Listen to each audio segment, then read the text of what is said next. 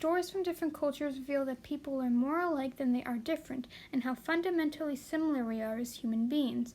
The customs and traditions may be different, however, the view that people who uphold respect and treat others with hospitality will be rewarded is expressed as a value in all myths.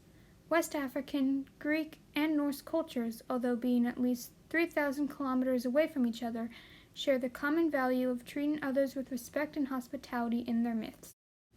In the Greek myth of Bacchus and Philemon, Zeus and Hermes visit a town in the valley of Phrygia during a storm, disguised as mortals, and are turned away from 100 homes. Only Bacchus and Philemon give them good food and shelter in their hut, and upon realizing that they are in the company of gods, they attempt to roast their goose in their honor.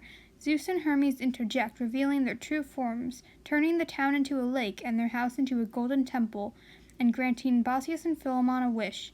In this story, Bacchus and Philemon are rewarded for their hospitality to Zeus and Hermes, while the town that rejected them is destroyed, implying that Greeks viewed very strongly that you should treat others, even strangers, with respect and hospitality. In the myth Garrett and Agnar, Odin and Frigg take in and teach two boys before letting them out in the world once more. Garrett, however, becomes resentful of his brother Agnar and strands him with the frost giants, becoming king. When Odin visits Garrett disguised as a mortal, he binds him between two huge fires and refuses to let him drink. Agnar secretly gives Odin water, and in return Odin reveals himself, makes Agnar king, and Garrett trips on a sword.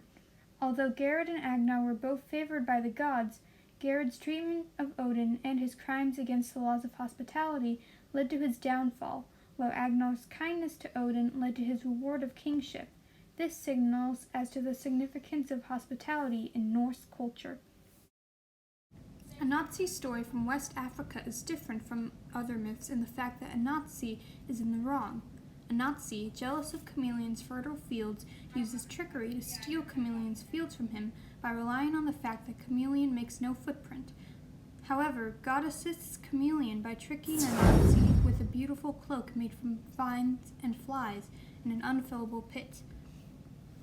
Anansi could not fill the pit, and in return the cloak, which had been gifted to the chief, returned to its original state.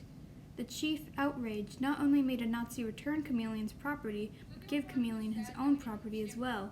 Anansi's treatment of Chameleon is punished when God assists Chameleon into getting his fields back for Anansi's blatant disrespect for others' property and livelihoods. In return for his trickery, he is outsmarted and loses both fields for it.